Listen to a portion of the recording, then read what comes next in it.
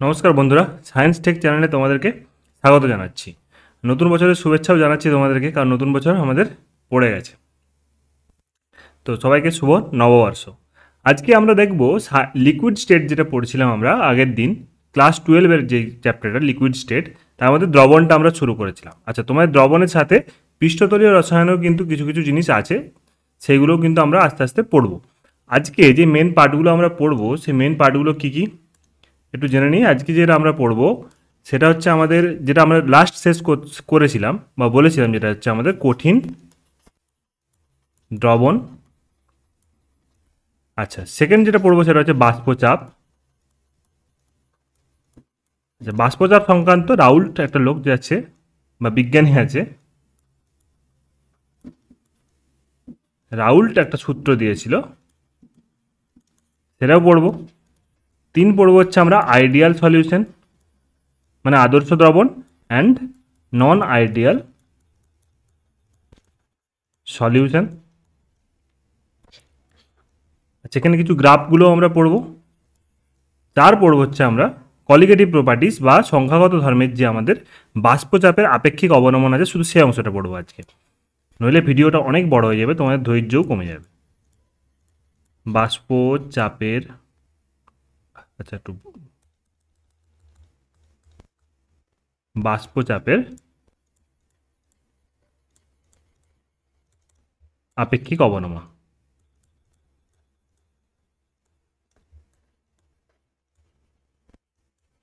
আচ্ছা, যদি তোমাদের মনে হয় একটু স্লো হচ্ছে, তো তোমরা ভিডিওটাকে 1.5x-এ ট্রান্সফার করে দাও, তাহলে ভিডিওটা তাড়াতাড়ি শেষ হয়ে যাবে। চলো না কথা বাড়িয়ে শুরু করি। দেখো, আজকে আগের দিন আমরা শেষ করেছিলাম যে হেনরি সূত্র বলেছিল, হেনরি সূত্রতে আমরা শেষ করেছিলাম যে কোনো দ্রবণে কতটা দ্রবীভূত হবে কোনো কিছু জিনিস বা দ্রাব্য দ্রবীভূত হবে, সেখানে যেটা পড়েছিলাম যে পি, যত চাপ বাড়াবো তত বেশি দ্রবীভূত হবে।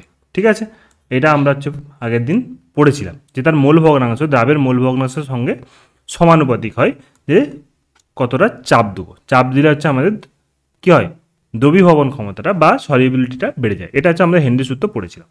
তারপরে আমরা অনেক কিছু পড়েছি, বিভিন্ন ভাগ পড়েছি। সেখানে একটা জিনিস ছিল আমাদের কঠিন দ্রবণ। কঠিন দ্রবণের মধ্যে সাবস্টিটিউশনাল দ্রবণ হয় একটা, আর একটা হচ্ছে ইন্টারস্টিসিয়াল দ্রবণ হয়।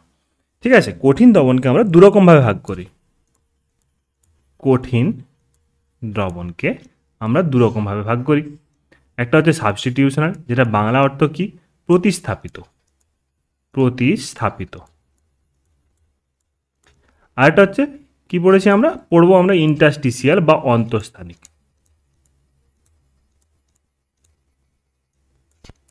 দেখো, তোমার জন্য দুটো ছবিকেও আমি ডাউনলোড করেছি। এই যে ছবিটা দেখতে পাচ্ছ, এই যে ছবিটা দেখতে পাচ্ছ তোমরা, এইটা হচ্ছে আমাদের সাবস্টিটিউশনাল দ্রবণ, আর এটা হচ্ছে আমাদের ইন্টারস্টিসিয়াল বা অন্তঃস্থানিক দ্রবণ। জিনিসটা কি, জিনিসটা হচ্ছে ধরো আমরা কঠিন, আমরা কি বলছি, কঠিন দ্রবণ। কঠিন দ্রবণটা কেমন কেমন জিনিস, সেখানে দ্রাবক আর দ্রাবক উভয়ই কিন্তু হচ্ছে আমাদের সলিড। ওকে, দুজনেই কঠিন। এবার কঠিন যখন হচ্ছে, ধরো একটা কঠিন পদার্থ নিয়েছি, কঠিন পদার্থ আমি এখানে কপার দিচ্ছি, কপার, ধরো তামা দিচ্ছি, কপার দিচ্ছি, এর মধ্যে আমি ধরো তোমার হচ্ছে জিঙ্ককে ঢোকানোর চেষ্টা করছি। জিঙ্কও কঠিন, কপারও কঠিন। এইবার এই জিঙ্কটা দুরকমভাবে ঢুকতে পারে। দেখো কিভাবে হতে পারে, ধরো কপারের অণুগুলো এরকম বড় বড়, কপারের অণুগুলো এরকম বড় বড়, দেখো এখানে ছবিটা দেখে তারপরে বুঝতে পারবে। এবার ধরো জিঙ্ক নিয়ে এসেছি আমি, জিঙ্কের অন্য কালার দিই, ধরো জিঙ্ক নিয়ে এসেছি, জিঙ্কের অণুটাও এরকম বড়। অথবা এমন হতে পারে যে এইটা দ্রবণ ছিল, অন্য একটা এক্সাম্পল নিচ্ছি, ধরো এইটা এইটা হচ্ছে তোমার দ্রবণ ছিল, এই দ্রাবক ছিল, তার মধ্যে ধরো, তার মধ্যে ধরো এরকম ছোট, এরকম ছোট ছোট কোনো পার্টিকেল, ছোট ছোট কোনো পার্টিকেল, সেটাও কঠিন, সে কিন্তু এসে ঢোকার চেষ্টা করছে। দুটো ক্ষেত্রে হতে পারে। এবার দেখো, যখন খুব বড় একটা দিচ্ছি আমরা, মানে দ্রাবক আর দ্রাবক যে সলিড দুটো নিচ্ছি, তার যে অ্যাটমগুলো অলমোস্ট সেম আকার যখন হবে, অলমোস্ট সেম বা এতটাই বড় যে কোনো ফাঁকা স্থানে ঢুকতে পারবে না। ঠিক আছে, তখন এ কী করবে, এদিকে ঠেলতে শুরু করবে, ঠেলাঠেলি শুরু করবে, এই এদিকে তুই সর, এই তুই এদিকে একটু সর, দে আমাকে একটু জায়গা দে, এইভাবে করবে। এসে কী করলো, এখানে বসে পড়লো। তোমরা যখন ক্লাসে বসো তখন দেখবে কী হয়, ধরো 5 জন বসার জায়গা আছে, 5 জন বসার জায়গা আছে, ঠিক আছে। তোমাদের বেঞ্চগুলোতে, স্কুলের বেঞ্চগুলোতে 5 জন বসার জায়গা আছে, 5 জন বসেছো, 6 জন এসছে, 6 জনকে হয়তো তুমি অ্যাডজাস্ট করে একটু বসার জায়গা করে দিয়েছো 6 জনকে, ঠিক আছে, 6 জনকে বসার জায়গা করে দিয়েছো। এরপর আরও একজন এসছে তোমার বন্ধু, বলছে আমিও এখানেই বসবো, তখন কি করবে, এ ঠেলতে শুরু করবে এদিকে, দিয়ে একজন দেখবে যা পড়ে গেছে বেঞ্চ থেকে, সেরকম হয়েছে আর কি। এখানে কপার আর জিঙ্ক দুজনে অলমোস্ট একই আকারের ছিল, এ এসে ঠেলাঠেলি শুরু করেছে, দিয়ে এদিকে মানে সরিয়ে দিয়ে এ এখানে এসে ঢুকে পড়েছে। এইটা হচ্ছে প্রতিস্থাপিত, মানে একজনকে সরিয়ে আর একজন এসে ঢুকেছে, ঠিক আছে। দেখো এখানে কি ছিল, আমি অন্য কালারটা নিয়ে একটা, হ্যাঁ দেখো এখানে ছিল ধরো জিঙ্ক, এই তোমার হচ্ছে কপার ধরলাম, আর এইগুলো ধরো তোমার জিঙ্ক, কি করেছে, সরিয়ে সরিয়ে সরিয়ে সরিয়ে নিজে ঢুকে একটা দ্রবণ তৈরি করেছে। গট ইট, বুঝতে পেরেছো? এবার যদি এরকম খুব ছোট্ট একটা পার্সেন্ট থাকে, এবার তোমার 6 জন বসেছো, একজন খুব রোগা একটা পার্সেন্ট এসে বসার চেষ্টা করছে, কোনো অসুবিধা নেই, তোমাদের যে মাঝখানে যে ফাঁকা একটু জায়গা যদি থাকে সেখানে তুমি তাকে প্লেস করতে পারো। এইটা একই রকম জিনিস হয়েছে। এখানে দেখো তোমার বড় বড় অণুগুলো ছিল, মাঝখানে প্রত্যেকটা অণুর মাঝখানে কিন্তু আমাদের ফাঁকা স্থান থাকে, সেই ফাঁকা স্থানে এসে ঢুকে পড়েছে, সেইগুলোকে আমরা বলবো অন্তঃস্থানিক। এক্সাম্পল আমাদেরকে মনে রাখতে হবে, আমাদের মেন কাজ হচ্ছে এখন এক্সাম্পল মনে রাখা, যেহেতু তোমাদের এমসিকিউ কোশ্চেন, এক্সাম্পল মনে রাখতে হবে। আচ্ছা, প্রতিস্থাপনের ক্ষেত্রে প্রতিস্থাপিত যে আমাদের সলিউশন আছে তার এক্সাম্পল কী হবে, এক হচ্ছে আমাদের এক্সাম্পল হবে, এটা এক্সাম্পল হবে পিতল। তোমাদেরকে আগের দিন বলেছিলাম পিতল কোন কোন ধাতুর সংকর, একটা হচ্ছে কপার আর জিঙ্ক, হয়েছে। ব্রোঞ্জ হতে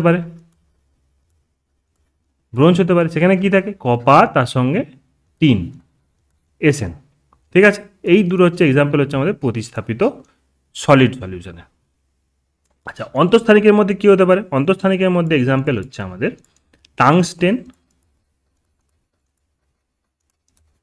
টাংস্টেন কার্বাইড, হয়েছে। টাংস্টেনের মধ্যে কার্বন ঢুকে গেছে, টাংস্টেন কার্বাইড তৈরি করেছে। স্টিল হতে পারে, স্টিলে কি হয়, আয়রন, লোহা থাকে, লোহার অণুগুলো থাকে, তার মাঝখানে হচ্ছে আমাদের ছোট্ট করে একটা কার্বন টুক করে ঢুকে যায়, তাহলে স্টিল তৈরি হয়, স্টেনলেস স্টিল, ঠিক আছে। তাহলে আমরা কঠিন দ্রবণ বুঝতে পারলাম। চলো নেক্সট যাই। নেক্সট হচ্ছে আমাদের যেটা পড়বো, আমরা পড়বো কি না, বাষ্পচাপ। বাষ্পচাপ জিনিসটা কি, তোমরা দুটো ঘটনা পড়েছো, একটা হচ্ছে বাষ্পায়ন, পড়েছো, আরেকটা ধরো তোমরা পড়েছো স্ফুটন। স্ফুটনটা আমরা পরে জানবো, মানে পরে আমাদের এটা স্ফুটন নিয়েও কাজ আছে। আগে বাষ্পায়ন আর স্ফুটনটা কি একটু জেনে নিই। যে বাষ্পায়ন আমরা ছোটোবেলায় পড়েছিলাম, বাষ্পায়ন হচ্ছে আমাদের পৃষ্ঠতল থেকে, কোনো দ্রাবকের পৃষ্ঠতল থেকে, দ্রাবক নয়, কোনো লিকুইডের পৃষ্ঠতল থেকে যখন ভেপারগুলো বা বাষ্প যখন উঠে তোমার হচ্ছে এই জায়গাটা ফিল করছে বা বাষ্প বেরিয়ে যাচ্ছে, এইটা হচ্ছে আমাদের বাষ্পায়ন। স্ফুটনের ক্ষেত্রে কী ছিল, যখন আমি এক্সটার্নাল কোনো হিট দিচ্ছি, প্রচুর পরিমাণে হিট দিচ্ছি, তখন কী হবে, সমগ্র তরল থেকে আমাদের ভেপার বেরোতে থাকবে, এটা হচ্ছে স্ফুটন। এবার বাষ্পায়নটা ভাবো কি, সারফেস ফেনোমেনা কি, পৃষ্ঠতলীয় একটা ঘটনা, হয়েছে। এবার বাষ্পচাপ জিনিসটা কি, আচ্ছা বাষ্প যখন তৈরি হচ্ছে, বাষ্পায়নের ক্ষেত্রে কী তৈরি হবে, বাষ্প তৈরি হবে, সেই বাষ্পটা একটা চাপ দেবে, কোথায় চাপ দেবে, ধরো আমি একটা এরকম বিকার নিয়ে কি করেছি, তার মুখটাকে বন্ধ করে দিয়েছি, যেমন তোমরা হচ্ছে এই ছবিতে দেখতে পাচ্ছ, যে এর মুখটাকে আমরা ক্যাপ দিয়ে এটা দিয়েছি, তাহলে নিচে কিছুটা পরিমাণ তরল আছে, আর উপরে হচ্ছে আমাদের ফাঁকা একটা অংশ আছে। এবার যখন সাধারণ টেম্পারেচার, আমাদের রুম টেম্পারেচার ধরো 25 ডিগ্রি সেলসিয়াস, আমার বাড়িতে তো নেই, আমার বাড়িতে এখন 40 ডিগ্রি টেম্পারেচার, ঠিক আছে, কারণ গরমের জন্য এসি নেই। তো দেখো কি হচ্ছে, একটা নির্দিষ্ট টেম্পারেচার আছে, যে কোনো টেম্পারেচার হতে পারে, সেই টেম্পারেচারে হচ্ছে আমাদের এখান থেকে বাষ্প যাচ্ছে, বাষ্প গিয়ে কী করছে, এই জায়গাটা ফিল করছে। আচ্ছা, প্রথমে তো জিরো বাষ্প ছিল, কোনো তোমার হচ্ছে জিরো, কোনো সংখ্যাই ছিল না, আস্তে আস্তে 2, 3, 4 করে উঠতে থাকছে। এবার ধরো এইটার ক্ষমতা হচ্ছে কত, 50, তো ধরছি 50টা হচ্ছে আমাদের লিকুইডের কণাকে ধরতে পারে বাষ্প হিসাবে, ঠিক আছে। এখন কি হচ্ছে যে প্রথমে তো 0 ছিল, 10টা 12টা তৈরি হচ্ছে, কোনো অসুবিধা নেই, কোনো প্রবলেম নেই। এবার ধরো 50টা হয়ে গেছে, কিন্তু যেহেতু আমাদের একটা টেম্পারেচার আছে, হিট যেহেতু আছে, এখান থেকে তো বাষ্প হয়ে কিছু না কিছু বেরোবে। আচ্ছা, যখনই এখান থেকে 50টা হওয়ার পর একজন এখানে উঠছে, তখন আরেকজন এই উপরে পৃষ্ঠতলের সাথে মিশে যাচ্ছে। একজন উঠছে, একজন মিশছে, একজন উঠছে, একজন মিশছে, টোটাল এখানে কিন্তু সবসময় কিন্তু 50টাই বর্তমান আছে। যেহেতু আমি ধরেছি যে এটা হচ্ছে আমাদের কি 50টার ক্ষমতা আছে ধরার। Got it? বুঝতে পেরেছো? এই সময় কি হচ্ছে, একটা ডাইনামিক ইকুইবিলিয়াম তৈরি হচ্ছে। ডাইনামিক মানে হচ্ছে চলমান একটা সাম্যাবস্থা তৈরি হচ্ছে, চলমান সাম্যাবস্থা। ঠিক আছে, চলমান একটা সাম্যাবস্থা তৈরি হচ্ছে, মানে এখানে যতটা ধরার দরকার ছিল ততটাই ধরে গেছে, মানে 50টা আমাদের ধরে গেছে। এমতো অবস্থায় কি হচ্ছে, এমতো অবস্থায় তোমার হচ্ছে বাষ্প যেটা আছে, মানে 50টা, মানে সম্পৃক্ত বাষ্প বলা হয় এটাকে। সম্পৃক্ত অবস্থাতে এই যে কণাগুলো আছে এগুলো তো ছুটছে, এদিক ওদিক ছুটছে, ছুটতে ছুটতে কী করছে, পাত্রের দেওয়ালের সঙ্গে কিন্তু ধাক্কাধাক্কি করা শুরু করেছে। পাত্রের দেওয়ালের সঙ্গে ধাক্কাধাক্কি করা শুরু করেছে। এই ধাক্কা যখন দিচ্ছে, এইটাকে আমরা বলছি বাষ্পের চাপ, বাষ্পচাপ। বুঝতে পারছো বাষ্পচাপ জিনিসটা কি? ঠিক আছে, কোনো অসুবিধা নেই, বাষ্পচাপ বুঝে গেছি। আচ্ছা, বাষ্পচাপ বুঝতে গিয়ে কী হয়েছে প্রবলেমটা, যখন আমরা নর্মাল একটা সলিউশন নিচ্ছি, নর্মাল একটা দ্রাবক নিচ্ছি, ধরো জল নিয়েছি, নর্মাল জল নিয়েছি, জল একটা হচ্ছে আমাদের বাষ্পচাপ দিচ্ছে, সম্পৃক্ত হয়েছে 50টা, আমি ধরলাম 50টা ছিল, 50টা হয়ে সম্পৃক্ত হয়েছে, কোনো অসুবিধা নেই। জল একটা বাষ্পচাপ দিচ্ছে, গট ইট? বুঝতে পেরেছি। এবার ধরো আমি জলের মধ্যে কোনো একটা অনুদ্বায়ী একটা পদার্থ মিশিয়ে দিয়েছি, ধরো আমি গ্লুকোজ মিশিয়ে দিয়েছি বা চিনি মিশিয়ে দিয়েছি। ঠিক আছে, মিশিয়ে দেওয়ার পর দেখছি যে আচ্ছা বাষ্পচাপ, চিনি, অনুদ্বায়ী একটা তোমার হচ্ছে দ্রাব মিশিয়েছি, অনুদ্বায়ী মানে যে দ্রবীভূত হয় না, এই সরি অনুদ্বায়ী মানে হচ্ছে যে হচ্ছে ভেপার তৈরি হয় না বা বাষ্প তৈরি হয় না অনুদ্বায়ীতে। যদি মিশিয়ে দিই তাহলে কি হচ্ছে, আচ্ছা চিনি তো এখানেই পড়ে থাকবে,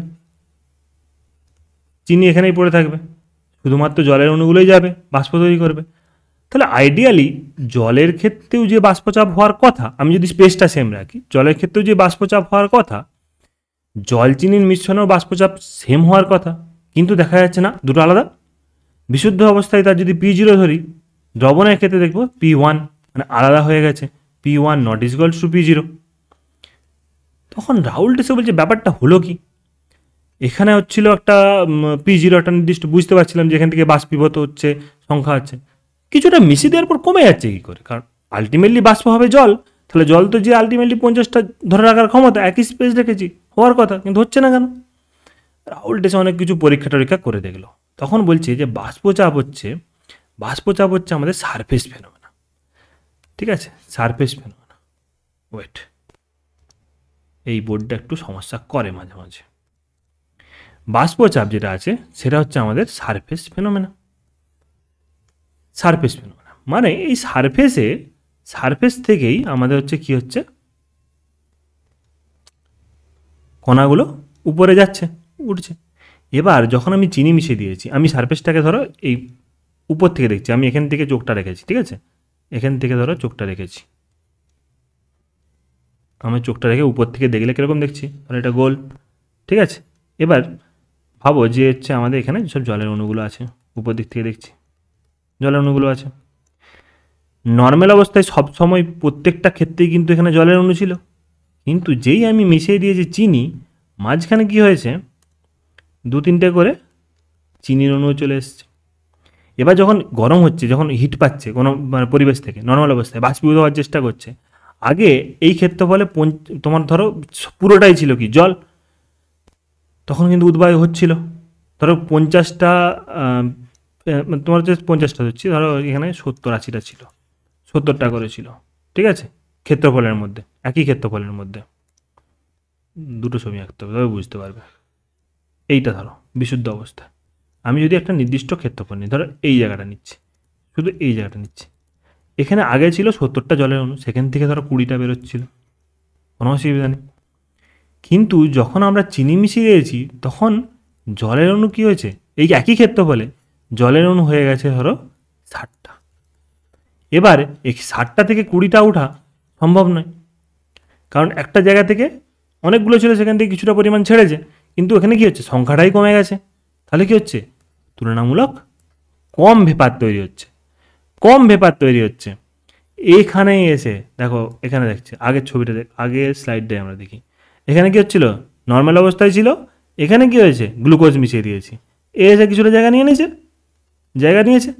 তাহলে যতগুলো উঠছিল আগে থেকে, মানে সারফেস থেকে, সেখান থেকে কিন্তু আর বেশি পরিমাণ উঠতে পারছে না, মানে সংখ্যায় কী হচ্ছে দেখো, এখানে কমে গেছে।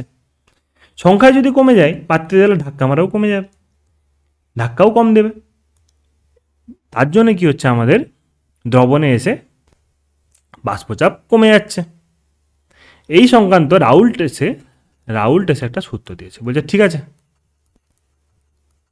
ঠিক আছে বাবা, তোমরা যদি বার করতে পারছো না, আমি অনেক পরীক্ষা নিরীক্ষা করে দেখলাম যে দ্রবণের যদি যেটা বাষ্পচাপ হবে, দ্রবণের বাষ্পচাপ, ঠিক আছে, দ্রবণের বাষ্পচাপ যদি P1 ধরি, সেটা হবে কি, বিশুদ্ধ দ্রাবকের মোল ভগ্নাংশ গুণিত বিশুদ্ধ দ্রাবকের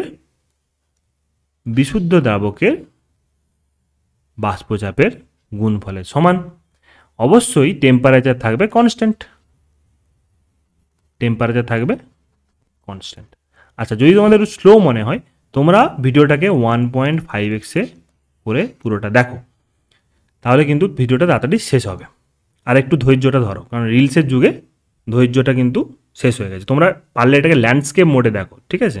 ল্যান্ডস্কেপ মোডে দেখলে ডিস্ট্রাকশান আসবে না, কারণ ইউটিউবে একটার পর একটা কিছু না কিছু দেওয়া থাকে, তো ডিস্ট্র্যাক্ট হওয়ার কিন্তু চান্স থাকে। তো এটাকে ল্যান্ডস্কেপে করে দেখো।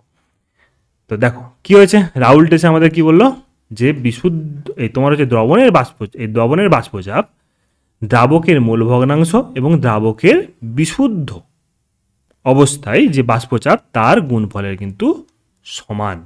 কখন, যদি অনুদ্বায়ী যদি আমরা কি দিই, দ্রাবণী, যদি অনুদ্বায়ী দ্রাবণী, মানে যদি আমরা এখানে অনুদ্বায়ী দ্রাবণী কী কী হতে পারে, ধরো গ্লুকোজ হতে পারে, অথবা তোমার হতে পারে ইউরিয়া। মানে যদি হিট পাই, যে এখান থেকে তোমার হচ্ছে শুধু জলই যাবে উপরকে, জল আর গ্লুকোজ ধরে নিচ্ছি, জল আর ইউরিয়া ধরে নিচ্ছি, এখান থেকে শুধু জলই উপরকে বাষ্পীভূত হবে, ইউরিয়া বা গ্লুকোজ হবে না, মানে অনুদ্বায়ী, মানে এটাই বোঝাচ্ছে। এবার এই গ্রাফটা কেমন হবে, একটু গ্রাফটাও আমরা দেখে নিই। দেখো গ্রাফটা যদি এইভাবে দিই আমরা, কি ছিল, P1 সমান P0 গুণিত x1, বুঝতে পেরেছ?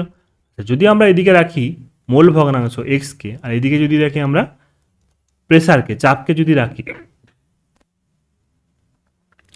তাহলে কি হচ্ছে, এই বাষ্পচাপ, বিশুদ্ধ অবস্থায় বাষ্পচাপ আর তোমার হচ্ছে মোল ভগ্নাংশ ব্যস্তানুপাতি সম্পর্ক। কেন ব্যস্তানুপাতি সম্পর্ক হচ্ছে, দেখো P1 divided by P0 into x1। আচ্ছা, এটা যদি আমরা কনস্ট্যান্ট ধরি, তাহলে কী হবে, 1/P0 প্রপোর্শনাল টু x1, ব্যস্তানুপাতিক সম্পর্ক। আচ্ছা, যদি ব্যস্তানুপাতিক সম্পর্ক হয়, তাহলে কী হবে, আচ্ছা যদি তোমার হচ্ছে x1 0 হয়, তাহলে P0 0, তারপর যদি x একটু বাড়ে, P0 একটু বাড়বে, দিয়ে এইভাবে একটা গ্রাফ যাবে। আচ্ছা, এদিক থেকে একটা লাইন আমরা টেনে দেখি, গ্রাফ যাচ্ছে। তাহলে এখানে পর্যন্ত একটা জায়গায় যখন হচ্ছে আমরা x1 সমান যদি 1 ধর, এই জায়গাটা যদি 1 ধরি, এটাকে যদি 0 ধরি, এটাকে যদি 1 ধরি, যখন 1 পর্যন্ত পৌঁছাবো, তখন একটা নির্দিষ্ট আমাদের P অ্যাটেন্ড করবে, ঠিক আছে, নির্দিষ্ট একটা P অ্যাটেন্ড করবে, P মানে হচ্ছে বাষ্পচাপ অ্যাটেন্ড করবে, এটাকে আমরা হচ্ছে কী বলবো তখন, P1 দ্রবণের বাষ্পচাপ। বুঝতে পেরেছ? সুন্দর একটা গ্রাফ।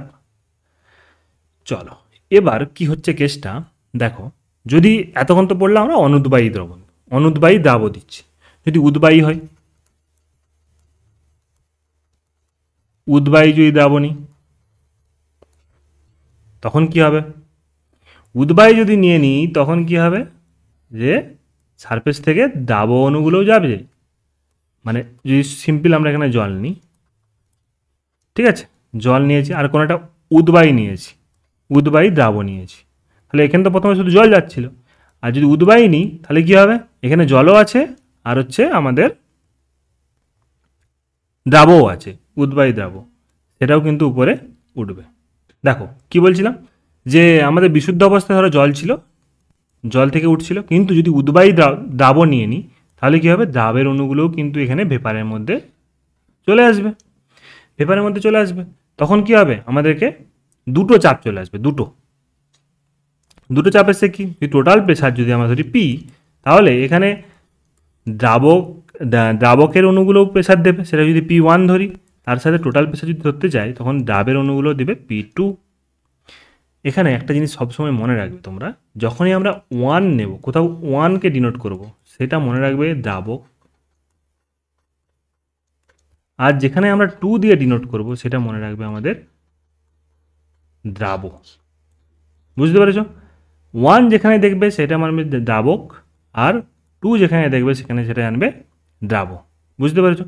এবার যদি আমরা এই সূত্রটাকে আগের সূত্র থেকে যদি আমরা কাজে লাগাই, আগের সূত্র যেটা ছিল আমাদের, এই সূত্রটা যদি কাজে লাগাই, এখানে কি পাবো, P1 সমান পাবো P1 নট ইন্টু x1, মানে বিশুদ্ধ অবস্থায় দ্রাবকের বাষ্পচাপ গুণিত দ্রাবকের মোল ভগ্নাংশ, প্লাস P2 নট মানে হচ্ছে দ্রাবের বিশুদ্ধ অবস্থা, যেহেতু উদ্বায়ী, যদি দ্রাবকেও যদি আলাদা করে নিই, তার যদি বাষ্পচাপ মেপে দেখি বিশুদ্ধ অবস্থায়, তখন একটা যে চাপ দেবে সেইটাই হচ্ছে P2 নট গুণিত x2, দ্রাবের মোল ভগ্নাংশ। আচ্ছা, মোল ভগ্নাংশ তো অবশ্যই জানো তোমরা, যদি দুটো আলাদা আলাদা জিনিস থাকে, দুটো বা তিনটে যা ইচ্ছা হতে পারে, তার যদি একটা যদি N1 হয় মোল, আর একটা যদি N2 মোল যদি থাকে, তখন মোল ভগ্নাংশ কী হয়, N1 এর জন্য মোল ভগ্নাংশ যদি x1 ধরি, তাহলে কী হয় N1 by N1 plus N2, R x2 যদি ধরতে চাই তখন কী জানি আমরা N2 by N1 plus N2। I think তোমাদেরকে আমি পড়িয়েছিলাম আগের ভিডিওতে, ঠিক আছে? তো আগের ভিডিওটা তোমরা দেখে নেবে। বুঝতে পেরেছ? খুব সুন্দর একটা ইকুয়েশন পেয়েছি। এবার একটা জিনিস ভাবো,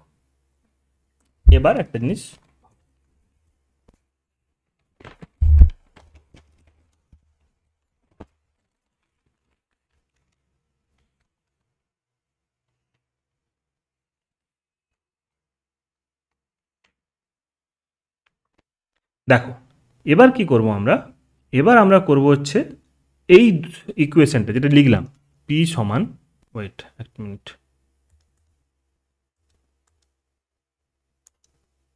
P সমান যেটা লিখলাম আমরা P1 not x1 plus P2 not x2, এটাকে আমরা গ্রাফে পুট করার চেষ্টা করছি, ঠিক আছে? আচ্ছা, গ্রাফটা কেমন হবে দেখো,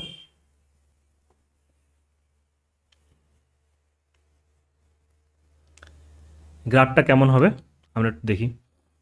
আচ্ছা, দুটো গ্রাফ নিয়ে, তারপর বোঝাতে সুবিধা হবে। আচ্ছা, টোটাল যে গ্রাফটা দেখতে হবে সেটা যদি আমরা আগে এই ছবিটা আঁকি, এই গ্রাফটা অনেকে বুঝতে পারে না কীভাবে গ্রাফটা এলো, ঠিক আছে? গ্রাফটা এলো কীভাবে? আচ্ছা, এখানে x1 সমান 0 আর x2 সমান হচ্ছে 1, আর এখানে হচ্ছে x1 সমান হচ্ছে 1 আর x2 সমান হচ্ছে 0।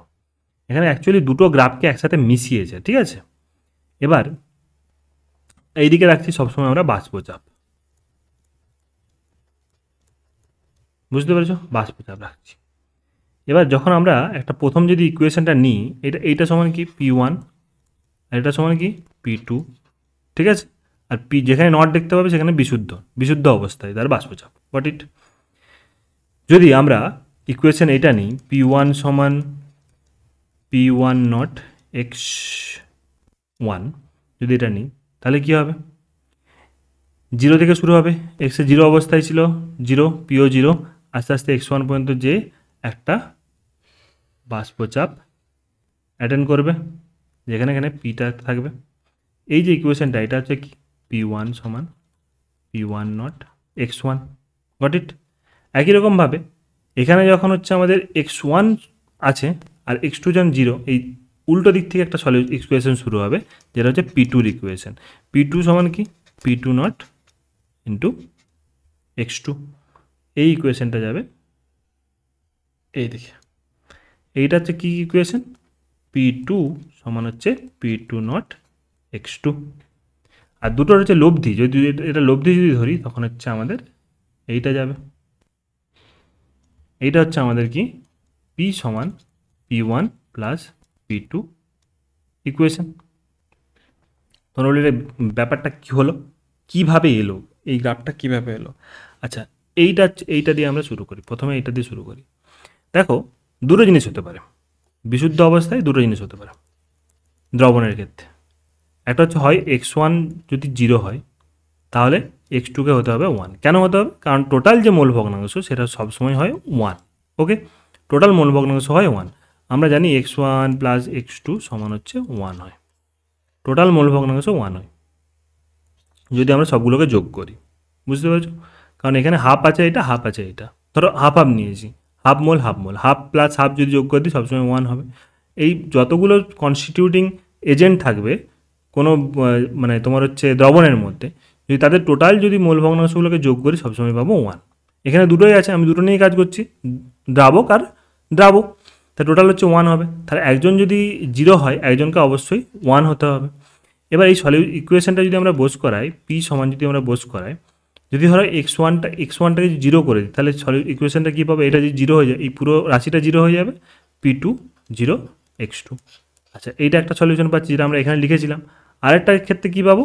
পি সমান যদি আমরা x2টাকে 0 করে দিই, x2টাকে যদি 0 করে দিই তাহলে এটাকে 1 করতে হবে, তাহলে এই রাশিটা 0 হয়ে যাবে, আর আচ্ছা আমরা এই সলিউশনটাকে পাবো। এই দুটো গ্রাফকে তোমরা ভাবো এইভাবে এঁকেছি আমরা, ঠিক আছে? দুটো গ্রাফকে ধরো আমরা এইভাবে এঁকেছি। এখানে ধরো পি রেখেছি, এই ইকুয়েশনটা কী রেখেছি আমরা? P2 সমান P2 x2, P2 not x2 not. আচ্ছা, নির্দিষ্ট অবস্থায় পি ছিল, এখান থেকে এখানে গেছে, ধরো এখানে ছিল আমাদের 1 আর এখানে হচ্ছে আমাদের 0, এদিকে x2কে রেখেছি, তাহলে 1 অবস্থায় আমাদের একটা পি এর মান ছিল, সেখান থেকে এভাবে এসেছি। আচ্ছা, তোমরা বলবে এই গ্রাফটা এরকম হলো, এই গ্রাফটা এখানে দেখো, এখানে নির্দিষ্টটা পিতে পৌঁছেছে, এখানে 0 থেকে 1-এর দিকে শুরু করেছিলাম, আর এই গ্রাফটাতে আমরা 1 থেকে 0-এর দিকে যাচ্ছি, উল্টো দিকে গ্রাফ করেছি। বুঝতে পেরেছো? উল্টো দিকে আমরা গ্রাফ করেছি। Got it? বুঝতে পেরেছো? যেহেতু দুটো আলাদা আলাদা ইকুয়েশন আছে, দুটো আলাদা আলাদা কন্ডিশন আছে, তার জন্য আমাদেরকে এইভাবে করতে হচ্ছে। আচ্ছা, যদি আরেকটা ইকুয়েশন ধরি যেটা P1 সমান P1 নট x1, তাহলে কী হবে?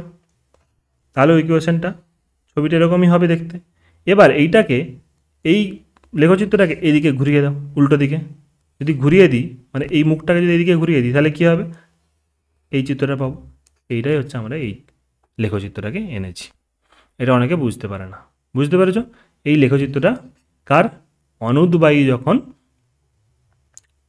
কোনো দ্রবণের দ্রবীভূত থাকবে, ঠিক আছে, তখন কিন্তু আলটিমেটলি আমাদের লব্ধি লেখচিত্রটা কিন্তু দরকার। লব্ধি লেখচিত্রটা দরকার, মানে দুটোর হচ্ছে রেজাল্টেন্টটা দরকার। এই রেজাল্টেন্টটা হয় এরকম।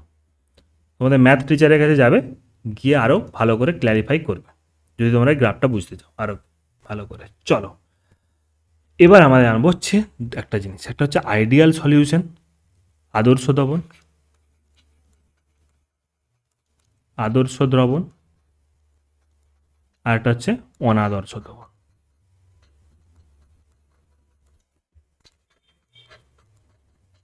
হয়েছে? আদর্শ দ্রবণ আর অনাদর্শ দ্রবণ জানো।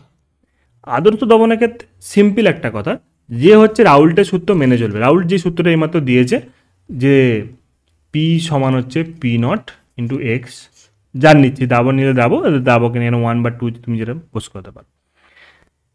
যারা এই সূত্রকে মেনে চলবে, এবার রাউল্টের সূত্রকে মেনে চলবে, তারাই হচ্ছে আদর্শ দ্রবণ।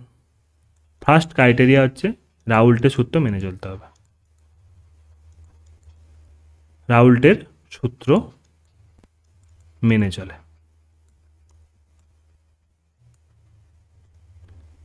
ঠিক আছে? রাউল্টের সূত্র হচ্ছে আমাদের মেনে চলে, এটা হচ্ছে আমাদের ফার্স্ট কন্ডিশন। সেকেন্ড কন্ডিশন কী আছে?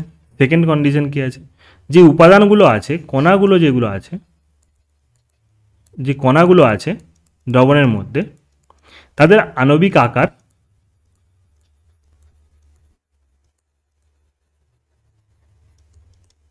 ও রাসায়নিক প্রকৃতি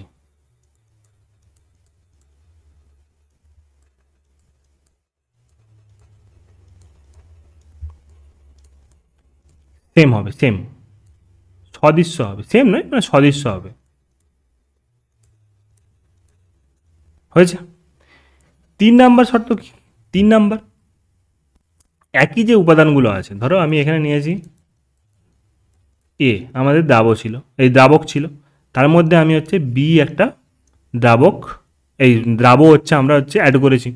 তাহলে বলছে এ আর এ বিশুদ্ধ অবস্থায় দ্রাবক যারই হোক এদের মধ্যে আকর্ষণ বল, আর বিশুদ্ধ অবস্থায় বি বি এর আকর্ষণ বল, এবং এদের যে আকর্ষণ বল এইটা সমান হবে কার, এ বি এর আকর্ষণ বলের সমান। একই উপাদানের আকর্ষণ বল আর আলাদা আলাদা আলাদা উপাদানের আকর্ষণ বল অলমোস্ট হবে সেম। ঠিক আছে, এখানে আরেকটা জিনিস মনে রাখতে হবে, ইম্পর্টেন্ট জিনিস। আচ্ছা, এইগুলো যদি মেনে চলে তাহলে হচ্ছে আদর্শ দ্রবণ হবে। এবার ভাবো, যদি একটা জিনিস ভাবো, আকর্ষণ বল যদি সেম হয় তাহলে মিক্সিংয়ের পর ধরো আমি 10 ml জল নিয়েছি, আর যদি আমরা মানে এমএল হিসাবেই যদি ধরতে চাই, ধরো 5 ml কী নিয়েছি, গ্লুকোজ নিয়েছি। এই দুটোকে যদি মিশাই তাহলে আমাদের কী হবে, আলটিমেটলি টোটাল সলিউশনটা তৈরি হবে কত, 15 ml। হয়েছে, 15 ml তৈরি হবে। তাহলে বলছি এখানে কী হচ্ছে, ভি মিক্সিং বার করবো, ভি মিক্সিং মিক্সড করার পর ভি কত হয়েছে। আচ্ছা, মিক্স করার আগে কত ছিল, 10 + 5 15। এইটা সমান কী হচ্ছে আমাদের, দ্রবণের আয়তন কত হয়েছে, 15। তা দুটোই সমান, তা দুটোকে যদি বিয়োগ করি, আমরা যদি ডেল ভি বের করি, ডেল মানে হচ্ছে কি, V2 - V1। আচ্ছা, V1 অবস্থায় কত কত কত আয়তন ছিল, 10 আর 5 15 ছিল। V2 কত হয়েছে, দ্রবীভূত হওয়ার পরও তার 15 ml কিন্তু আয়তনই আছে। তাহলে V2 - V1 যদি করি, 15 - 15, এক্সাম্পলের ক্ষেত্রে বলছি, সমান 0 হবে। আচ্ছা, এইটাকে আমরা বলি ডেল ভি মিক্সিং, মানে মিক্স করার সময় কোনো আয়তনের গড়বড় হয়েছে কিনা সেটা জানার জন্য। ডেল ভি মিক্সিং যদি 0 হয়, সমান যদি 0 হয়, তাহলে কী বুঝতে হবে, যে এদের মধ্যে কোনো রিয়াকশান হয়নি। যদি রিয়াকশান হতো আয়তন কমে যেত, অথবা রিয়াকশান হয়ে আয়তন বেড়ে যেত, যে কোনোটা হতে পারত, কিন্তু এদের মধ্যে কোনো রূপ রিয়াকশান হয়নি। তার জন্য এখানে ডেল ভি মিক্সিং সবসময় 0 হবে। কার ক্ষেত্রে, আদর্শ দ্রবণের ক্ষেত্রে। অনাদর্শ দ্রবণের ক্ষেত্রে কী হবে, এর উল্টো। বুঝতে পেরেছ? আচ্ছা, এদের মধ্যে আরেকটা জিনিসও মনে রাখবে, ডেল এইচ সলিউশনের যেহেতু এদের বলেছি কি, আকার সাদৃশ্য, রাসায়নিক প্রকৃতি সেম, সাদৃশ্য হচ্ছে আণবিক আকার সেম, এদের মধ্যে কিন্তু হিট বা তাপের শোষণ বা বর্জন কিন্তু হবে না। তার জন্য কী হচ্ছে, ডেল এইচ সলিউশন এটাও কিন্তু 0 হবে। ডেল এইচ তোমরা পড়বে পরে, তোমরা আচ্ছা তোমরা 11-এ পড়ে এসেছো থার্মোডাইনামিক্সে ছিল এইচ মানে এনথ্যালপি, মানে তোমার এখানে হিট গ্রহণ বা মানে গৃহীত বা বর্জিত কোনোটাই হবে না। বুঝতে পেরেছ? এটা হচ্ছে আমাদের আদর্শ দ্রবণের শর্ত। অনাদর্শ দ্রবণের ক্ষেত্রে কী হবে, উল্টো হয়ে যাবে। এই এ আকর্ষণ বল, বি আকর্ষণ বল আর এ বি আকর্ষণ বল দুটো হয়ে যাবে আলাদা, হয় কমে যাবে নাহলে বেড়ে যাবে, যে কোনো একটা জিনিস হতে পারে।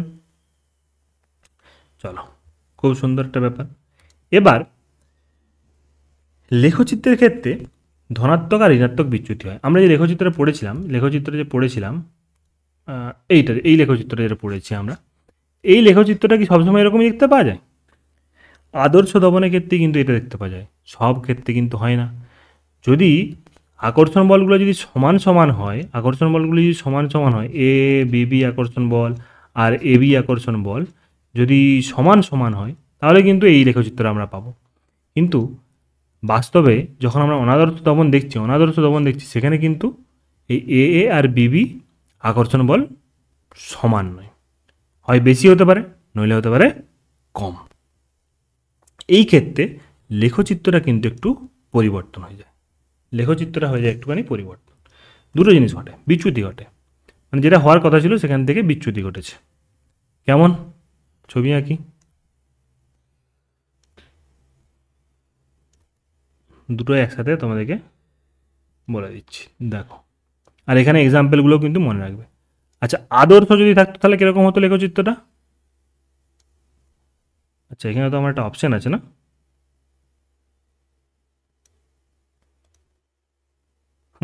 তাই বলি, একটা অপশান আছে লাইনের, খুব সুন্দর, এরকম হতো লেখচিত্রটা। আর লব্ধি লেখচিত্র এইভাবে হতো। এটার ক্ষেত্রে কী হতো, আদর্শ হলে এটা একটা হতো, এইটা হতো, আর লব্ধি লেখচিত্রটা এইভাবে যেত, কোনো প্রবলেম নেই। এবার ভাবো দুটো জিনিস হতে পারে, একটা হচ্ছে ধনাত্মক, যেটাকে হচ্ছে পজিটিভ ধনাত্মক বিচ্যুতি, আর একটা হচ্ছে ঋণাত্মক বিচ্যুতি। কখন হবে ধনাত্মক বিচ্যুতি? যখন এ আর এ আকর্ষণ বল বা বি বিশুদ্ধ অবস্থায় যে আকর্ষণ বলগুলো আছে, এটার থেকে যখন এ বির আকর্ষণ বলটা ছোট হয়ে যাবে, ছোট মানে দুটো পদার্থ ছিল এ আর বি, ঠিক আছে, এ বি বিশুদ্ধ অবস্থায় এদের মধ্যে আকর্ষণ বল কাজ করছে, এ বি আকর্ষণ বল কাজ করছে, কিন্তু যখন মিশিয়ে দিয়েছি এদের মধ্যে আকর্ষণ বলটা কমে গেছে।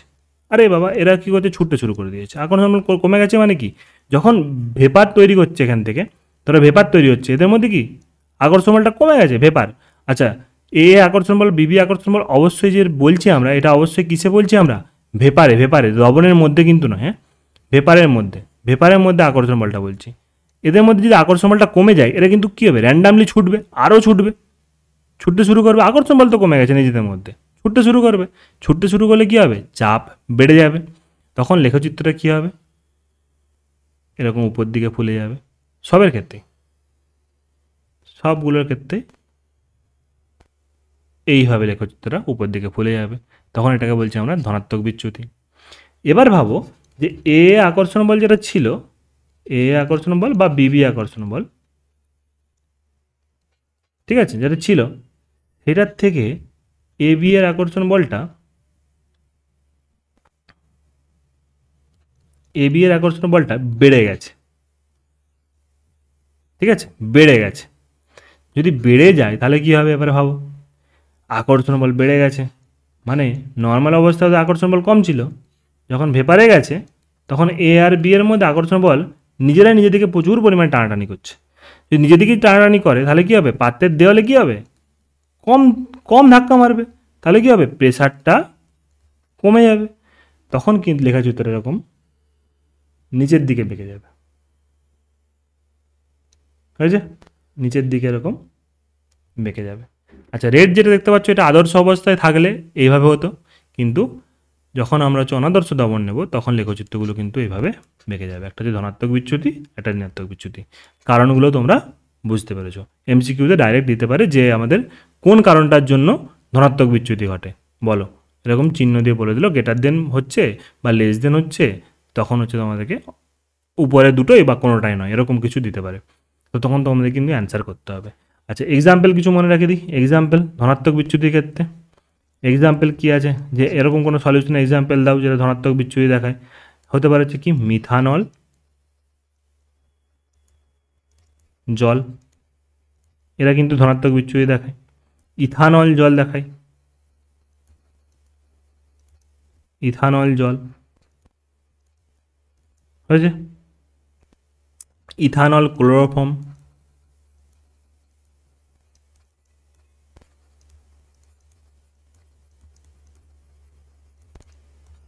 এরা কিন্তু হচ্ছে আমাদের বিচ্যুতি দেখায়। কী বিচ্যুতি, ধনাত্মক বিচ্যুতি দেখায়। আচ্ছা, ঋণাত্মক বিচ্যুতির ক্ষেত্রে এক্সাম্পল কী হবে, ঋণাত্মক বিচ্যুতির ক্ষেত্রে, ঋণাত্মক বিচ্যুতির ক্ষেত্রে এক্সাম্পল কী হবে, এর ক্ষেত্রে এক্সাম্পল কী আছে, এর ক্ষেত্রে এক্সাম্পল আছে অ্যাসিটোন, অ্যাসিটোনের সাথে ক্লোরোফর্ম।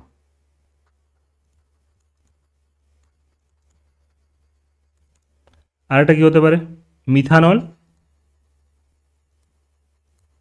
আর CO2, মিথানল প্লাস CO2, এই দুটো কিন্তু এক্সাম্পল তোমরা অবশ্যই মনে রাখবে কয়েকটা। আরও যদি তোমরা কোথাও কোনো বইয়ে বা দেখতে পাও তো মনে রাখার চেষ্টা করবে।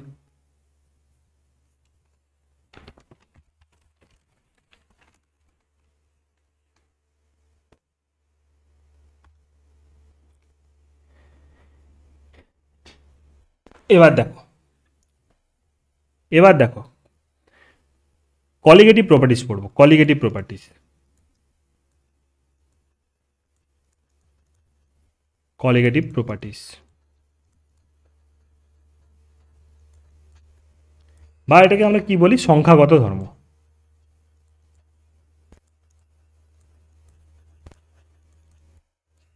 জিনিসটা কি, জিনিসটা হচ্ছে দ্রবণের যেসব ধর্মগুলো দ্রাবের সংখ্যার উপর ডিপেন্ড করে, দ্রাবের বা দ্রাবকের সংখ্যার উপরে ডিপেন্ড করে, যে কতটা সংখ্যায় আছে, কি আছে জানার দরকার নেই, কতটা সংখ্যায় আছে সেটা জানতে হবে, সেটার উপরে যে ডিপেন্ড করে এরকম কিছু ধর্ম আছে। কি কি ধর্ম আছে? 4টে ধর্ম আছে, 4টে ধর্ম আছে কলিগেটিভ প্রপার্টিস। তার মধ্যে আজকে যেটা আমরা জানবো সেটা হচ্ছে relative lowering of vapour pressure.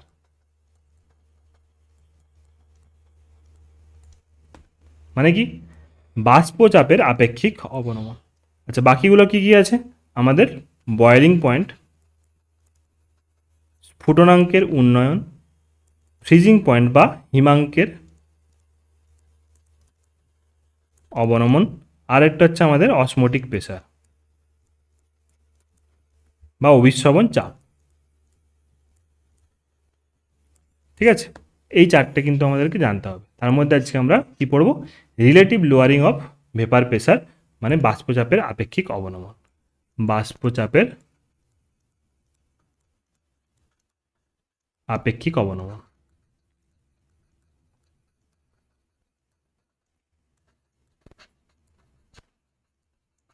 বাষ্পচাপের আপেক্ষিক অবনমন। রাউল্ট যে লোকটা ছিল এখানে কিন্তু এই সূত্রকে দিয়েছে, রাউল্ট দিয়েছে। তিনটের ক্ষেত্রে, এই তিনটের ক্ষেত্রে, এটার ক্ষেত্রে কি বলে, বয়েলিং পয়েন্ট মানে হচ্ছে স্ফুটনাঙ্কের উন্নয়ন আর হচ্ছে হিমাঙ্কের অবনমন, এই তিনটের ক্ষেত্রে কিন্তু আমাদের রাউল্ট যে লোকটা ছিল সেই এসে কিন্তু সূত্র দিয়েছে। ঠিক আছে, আচ্ছা রাউল্ট কিছুক্ষণ আগে একটা সূত্র দিয়েছে কি না, P1 যদি ধরছিলাম আমরা, সেটা কি বলেছিল? P1 not into x1। এই কথাটা হচ্ছে রাউল্ট আমাদের এসে বলেছে।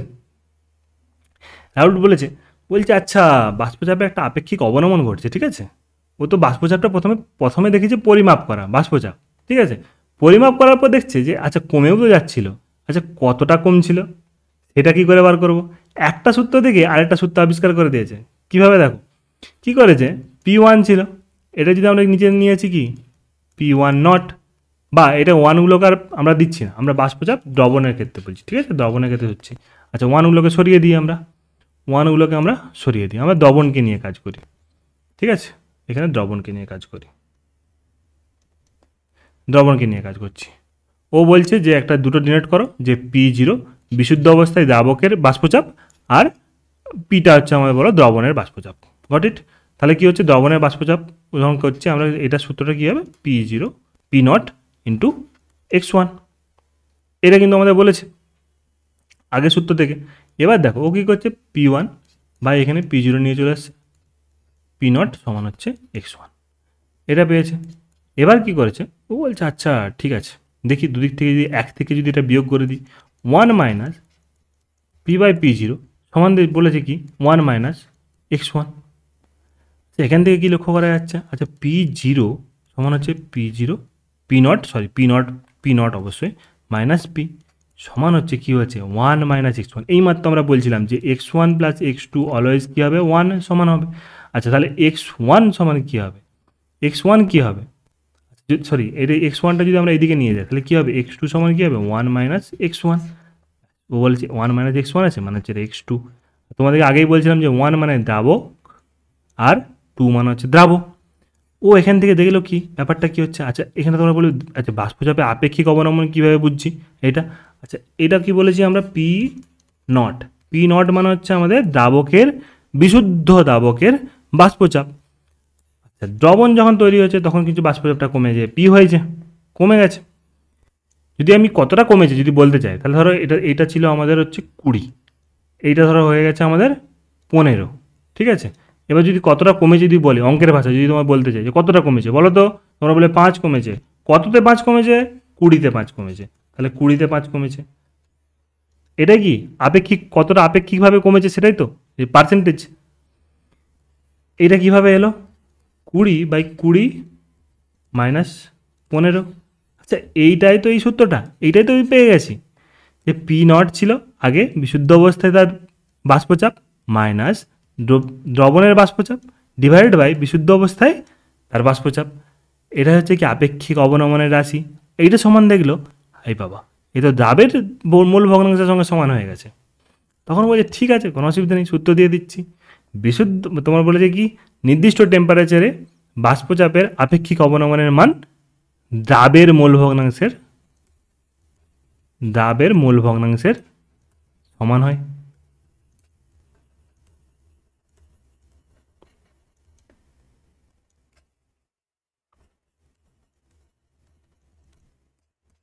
ব্যাস, সূত্র আবিষ্কার হয়ে গেল। রাহুলটা আবার একটা ক্রেডিট পেয়ে গেল। এবার বলছে ঠিক আছে, রাহুলটির সূত্রটা ভালোই হয়েছে।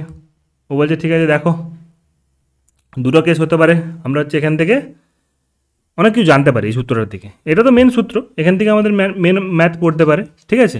এছাড়াও কিন্তু এই সূত্রটাকে কাজে লাগিয়ে কিন্তু আমরা একটা জিনিস জানতে পারি। কী জানতে পারি? যে ধরো কোনো জায়গাতে আমাদেরকে দ্রবীভূত করতে হয়েছে, কিছু একটা দ্রবীভূত করেছে, আমরা জানি না কী দ্রবীভূত করেছে। জলে দ্রবীভূত করেছে এটা বলতে পারছি, জলে দ্রবীভূত করেছে বলতে পারছি, কিন্তু কী দ্রবীভূত করেছে সেটা আমরা বলতে পারছি না। বলছে এই সূত্রটাকে কাজে লাগিয়ে কোনোভাবে কি আমি এটা কী পদার্থ সেটা জানতে পারি? জানা কি আমাদের সম্ভব যে এটা কী মিশিয়েছি আমি? জানা সম্ভব? বলছে আচ্ছা, যদি জানতে চাই তাহলে এর কী বার করতে হবে? মলিকিউলার ওয়েট বার করতে হবে।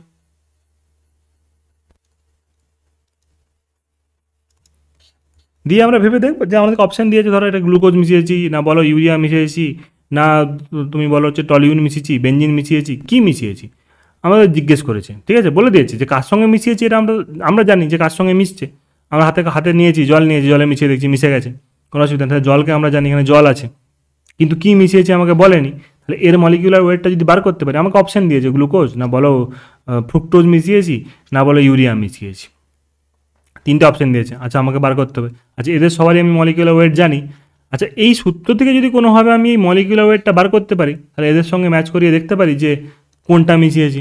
ওই তাহলে কি মলিকিউলার ওয়েট বার করতে হবে। মলিকিউলার ওয়েট যদি আমরা বার করতে হয়, তাহলে কী হবে? সূত্রটাকে আমরা পুট করবো, দেখো এটা P0 minus P divided by P0 সমান কী বলেছে? x2 মানে দ্রাব। আচ্ছা, এই x2 সমান কী লিখতে পারি আমরা? x2 সমান লিখতে পারি N2 by N1 plus N2। আচ্ছা, এবার বলছে ধরো একটা আমাদের রাউলটের সূত্রে সব কিছু লঘু সলিউশনের ক্ষেত্রে প্রযোজ্য ছিল, খুব লঘু সলিউশন। বলছে ধরো খুব লঘু সলিউশন করেছে, মানে বেশি মিশাইনি, অনেকটা জল নিয়েছি, আর সামান্য পরিমাণ হচ্ছে আমরা যেটা আমরা দ্রাবটা দেওয়া দরকার সেটাকে মিশিয়েছি, সামান্য পরিমাণ। তাহলে এখানে জল প্রচুর আছে, মানে জলের মোল সংখ্যাটা প্রচুর, এখানে এনের মানটা N2 বা দ্রাবের মোল ভগ্নাংশটা তুলনামূলক কম। তাহলে N1 plus N2 almost N1 এর সমান। ধরো এখানে জলের মোল আছে, ধরো 25 মোল আছে, সেখানে ধরো আমি দ্রাবটা মিশিয়েছি 0.0001 মোল একটা মিশিয়েছি ধরো, ঠিক আছে। তাহলে কী হবে? 25 প্লাস 25.001, সরি 25.001, ভুল করে দিলাম 0.001 যদি যোগ করি তাহলে কত হবে? 25.001। আচ্ছা, এটা অলমোস্ট কার সঙ্গে সমান? অলমোস্ট 25-এর সঙ্গে সমান। মানে কি দ্রাবের মূল ভগ্নাংশ N1 এর সঙ্গে সমান, এটাই আমি বলেছি। বলছি এটা আমরা একটু ছোটো করে অ্যাজাম্পশন নিয়ে নিই। বলছি এটা ছোটো করে অ্যাজাম্পশন নিয়েছি, তাহলে সূত্রটা কীরকম দেখতে হচ্ছে যে আমাদের N2 বাই N1।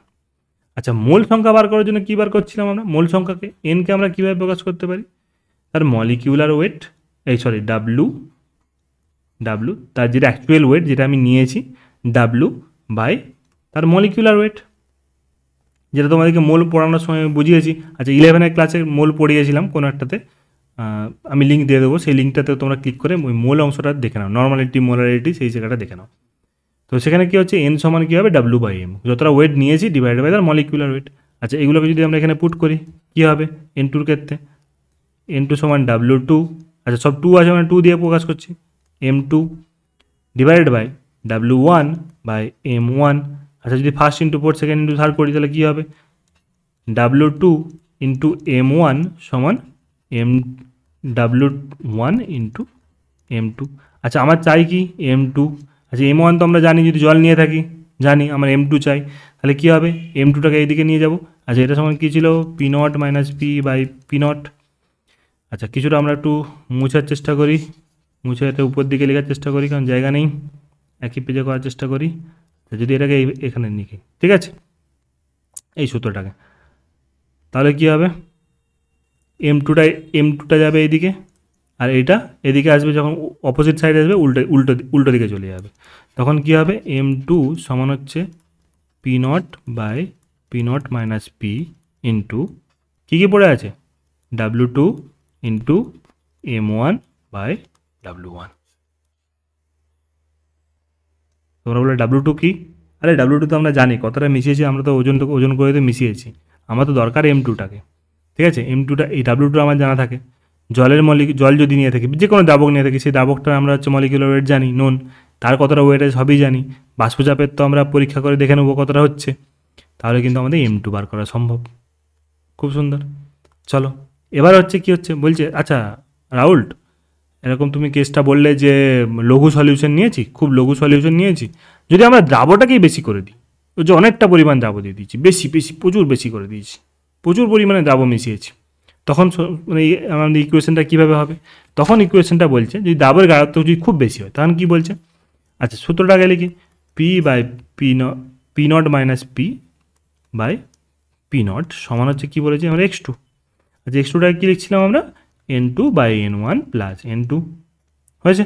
এবার এর ক্ষেত্রে দেখো কী করছি আমরা, এখানে একটু খেলা করছি, এখানে একটু খেলা হবে, এটাকে আমরা উল্টিয়ে লিখি, P0 by P0 minus P. আচ্ছা এই দিকটা যদি উল্টিয়ে দিই, এই দিকটাকে আমাকে কী করতে হবে, উল্টোতে হবে, তাই তো, N1 plus N2 by N2 উল্টিয়ে দিয়েছি, ঠিক আছে, কোনো অসুবিধা নেই। আচ্ছা P0 by P0 minus P সমান এটা কী লিখতে পারি, N1 বাই N2 প্লাস কি N2 বাই N2 মানে হচ্ছে 1 হয়ে যাবে। আচ্ছা এটাকে যদি আমরা এদিকে ট্রান্সফার করে দিই, এটাকে যদি আমরা এদিকে ট্রান্সফার করি, 1টাকে যদি ট্রান্সফার করি, তাহলে P0 by P0 minus P minus 1টা দিকে যাবে, সমান কী হবে, N1 বাই N2 হয়েছে। এটা যদি মাইনাসটা যদি আমরা তুলে যদি করার চেষ্টা করি, তাহলে P0 মাইনাস পি সমান কী হবে, P0 মাইনাস P0 মাইনাসে প্লাস হয়ে যাবে বাই পি সমান কী হবে, N1 by N2। P0 plus P0 minus P0 উপরে কেটে যাচ্ছে, তাহলে এখানে কী পড়তে হচ্ছে, P by P0 minus P. আচ্ছা এইটাকে আমি কী লিখতে পারি, W1 by M1, W2 by M2, first into fourth second into third করি, first into fourth second into third, তাহলে কী হবে, W1 ইন্টু M2 সমান কী হবে আমাদের, first into fourth second into third, W1 into M1। কী দরকার আমাদের, কী দরকার, M2 দরকার, M2 তো উপর দিকেই আছে, তাহলে এইটাকে যদি ঘুরিয়ে এইদিকে লিখে দিই, তাহলে P by P0 minus P into এইগুলো উপর দিকে যাবে, M1 W1, আচ্ছা দু জায়গাতে আমরা W1 করে দিয়েছি না, W2 ইন্টু M1, হ্যাঁ, তাহলে W2 ইন্টু M1, আর নিচে কী পড়ে থাকছে, আর এইটা হচ্ছে নিচের দিকে আসবে, নিচে হয়ে যাবে W1 সমান হচ্ছে M2। বুঝতে পেরেছ? যখন আমরা হচ্ছে আরও মানে দ্রাবের যখন হচ্ছে পরিমাণটা বেশি থাকবে,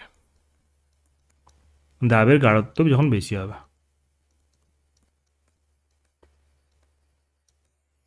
দ্রাবের গাঢ়ত্ব বেশি হলে এই সূত্রটা, আর যদি দ্রাবের গাঢ়ত্ব কম হয় তখন হবে আমাদের, মুছে দিয়েছি নাকি, হ্যাঁ মুছে দিয়েছি, দ্রাবের যদি হচ্ছে আমাদের গাঢ়ত্ব বেশি হয় তখন হচ্ছে আমাদের সূত্রটা ডাইরেক্ট লিখে দিই তোমাদেরকে, দাঁড়াও দুটো সূত্র এক জায়গায় করে দিই। দ্রাবের গাঢ়ত্ব যদি কম থাকে,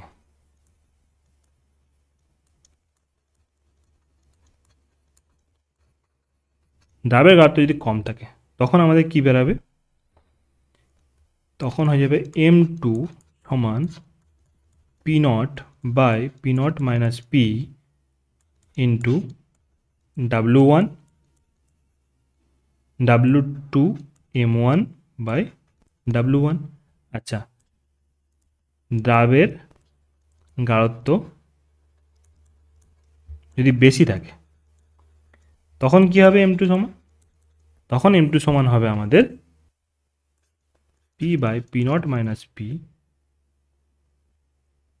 ইন্টু W2 M1 W1। শুধু দেখো এখানে P not by P not minus P ছিল, এখানে শুধু পি চলে আসছে, বাকি সেম সূত্র। আজকের ক্লাস তাহলে এখানেই শেষ হলো। আশা করছি তোমরা সবাই বুঝতে পেরেছো জিনিসগুলো কী কী আছে। নেক্সট হচ্ছে আমরা কোয়ালিটেটিভ প্রপার্টিজের বাকি যে অংশগুলো পড়ে রইলো আমাদের, যেমন হচ্ছে আমাদের স্ফুটনাঙ্কের উন্নয়ন, তোমার হচ্ছে হিমাঙ্কের অবনমন, আর হচ্ছে অসমোটিক প্রেসার, সেগুলো আমরা নেক্সট ক্লাসগুলোতে জানবো। চলো, থ্যাংক ইউ।